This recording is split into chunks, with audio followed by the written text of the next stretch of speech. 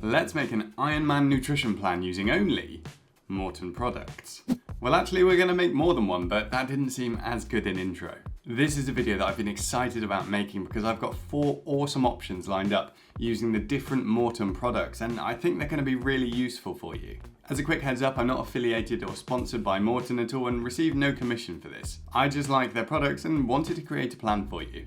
If you've got any other brands that you would like me to do the same for, then let me know in the comments section. As a bonus near the end of the video, I'll let you know how you can download these plans so that you can tinker with them and completely customize them for you. Okay, so any good plan starts with a broad overview. So we need a rough goal finish time, carbohydrate and fluid intake. We're going for 13 hours, 60 grams of carbs per hour and 500 milliliters of fluid per hour. I've used these because they're realistic goals for a lot of people, but don't worry if they aren't quite what you had in mind, because you can scale this up or down and it will still work for you. Carbs are the focus here because fat and protein don't meaningfully contribute to energy directly from food during endurance events. And they both take longer to digest and increase the risk of tummy upset. So as best practice, we aim for 0 fat and protein during racing. Towards the end of the video, we've also got a section specifically on hydration in terms of salt and sodium intake too. So let's say the bike takes 6 hours to complete. That means our overall carb consumption in that time should be 60 grams times 6 hours, which is 360 grams of carbohydrates. The Maurten options we've got to hit our goals are the Maurten drink mixes, their gels and the solid bar. For our first fueling plan, let's go with a drink-only option, and we're just going to use the Maurten 320 mix. We want 360 grams of carbs, so that's 4.5 sachets of the 320 mix. And remember, our goal fluid intake was 500 milliliters per hour, so that's 3 liters over the 6 hours. I'm going to make an assumption here that everyone can carry at least 3 750 milliliter bottles on their bike, and if you can and want to carry more, then this whole thing becomes easier. So to get to our magic number, we just need to add 1 sachet to each of our 4 bottles and then sprinkle the other half out between them. Now you might be thinking, if I'm only carrying 3 bottles on my bike, how does this work? Don't worry, I haven't forgotten. Your 4th is in your special needs bag, along with the 5th just in case. This is the only realistic way to do this, but fear not. I've got a different fluid only option, which is awesome if you don't want to be stopping at the special needs station. But this option is great for someone who just wants a straightforward, no-nonsense approach on the bike which covers everything and they don't mind stopping. Drink 500 milliliters of fluid per hour and you'll hit your carb and fluid goal without any fuss. So on to number 2, which is to use concentrated drink mixes. I wanted a drink-only solution where people didn't have to stop, so I contacted Maurten and discussed it with them. I asked them whether it would be possible to concentrate their drink mixes, and they told me that it should be fine to concentrate 2 or 3 of their 320 mixes into 1 bottle, and it shouldn't affect their hydrogel formula.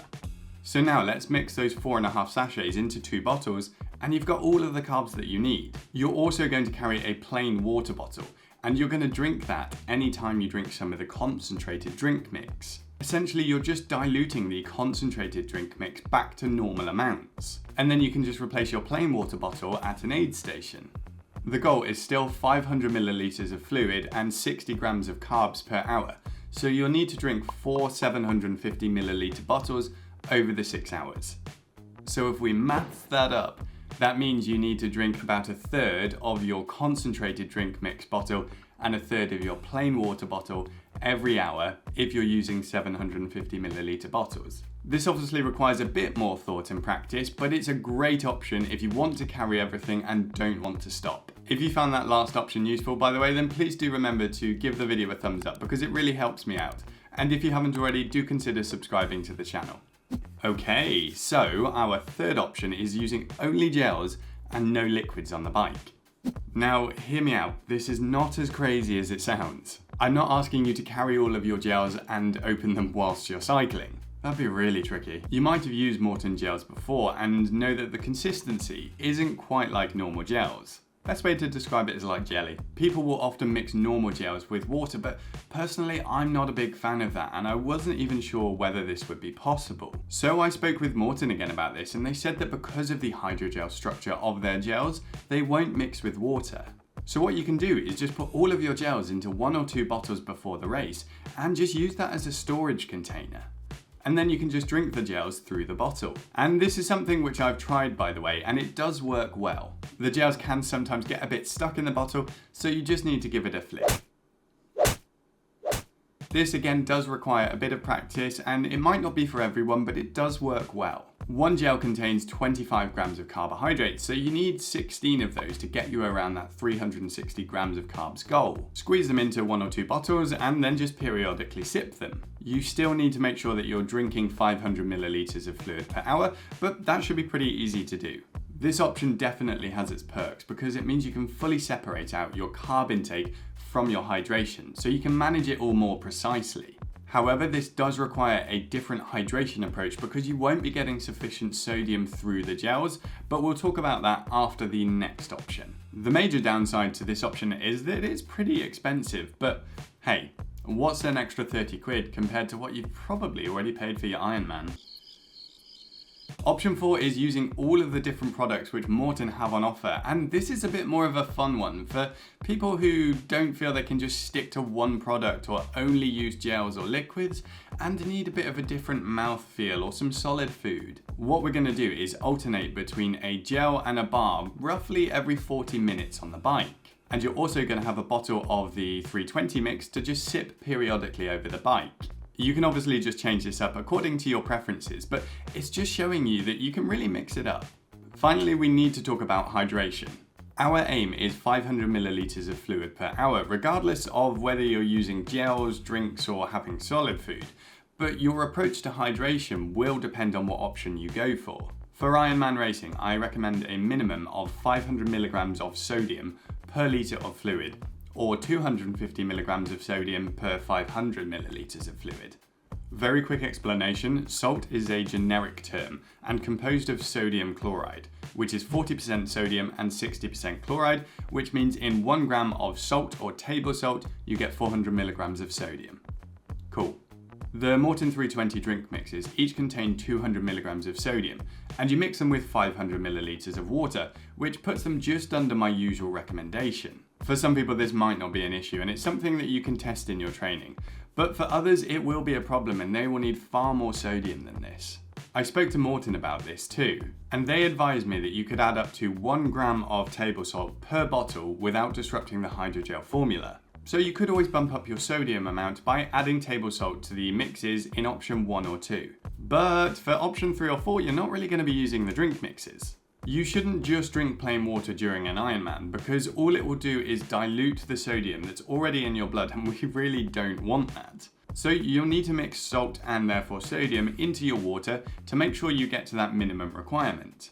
Exactly the same here as the carb mixes. You can either separate your hydration into multiple bottles, or you can concentrate it all into one and then sip water at the same time and replace the plain water bottle at an aid station. By the way, Maurten advise against taking salt tablets with their drink mixes, so I would follow that advice too. Realistically, we're looking at adding table salt to your drink mixes and managing it yourself, or using sport-specific electrolyte tablets, of which there are many. Now, hopefully that all makes sense. I realise there's probably quite a lot of information, but if you've got any questions, then let me know in the comments. So now that's the bike leg out of the way, let's move on to the running. This is short and sweet because you can do it yourself. No, seriously. Work it out yourself. I'd just be repeating the same thing, which isn't really that interesting, but it's also good for you to practice. You can use the basic themes which we've already gone through to create your own plan for the run. This does feel a little bit mean though, so I've put a link in the comments section of this video to a spreadsheet guide that I've made which contains all of the plans we've talked about today.